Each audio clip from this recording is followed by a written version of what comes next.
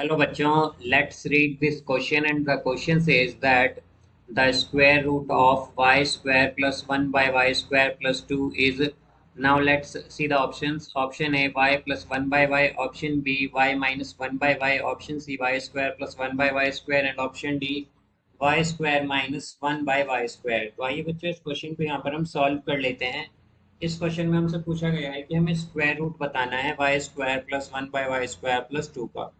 तो यहाँ पर हम की कॉन्सेप्ट यूज करेंगे, की concept that square root of a square is equal to ए।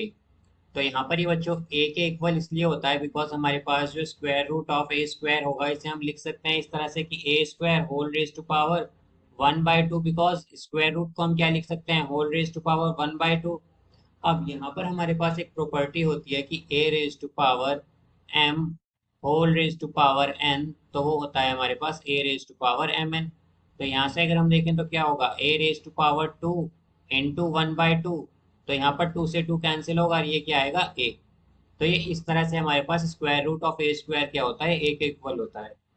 अब यहाँ पर अगर हम देखें तो हमारे पास क्या गिवन है, हमें गिवन है यहाँ पर y square plus 1 by y square plus 2, ये हमें गिवन है यहाँ पर। अब हमारे पास एक आइडेंटिटी होती है that a plus b whole square is equal to a square plus b square plus 2ab। अब अगर हम इसका यूज करें तो हमारे पास यहाँ पर ये क्या लिखा हुआ है, ये है हमारे पास y प्लस 1 बाय वाई का होल स्क्वायर। तो ये आ जाएगा हमारे पास y square plus 1 by y square plus 2 into y into 1/y। तो यहाँ पर हमने क्या किया है, a plus b whole square की आइडेंटिटी यूज कर ली है। अब यहाँ से अगर हम देखें तो ये क्या हो जाएगा, ये होगा y plus 1/y whole square is equal to y square plus 1/y square plus 2 into y by y है, तो ये क्या होगा, y कैंसिल होगा और ये आ जाएगा 2।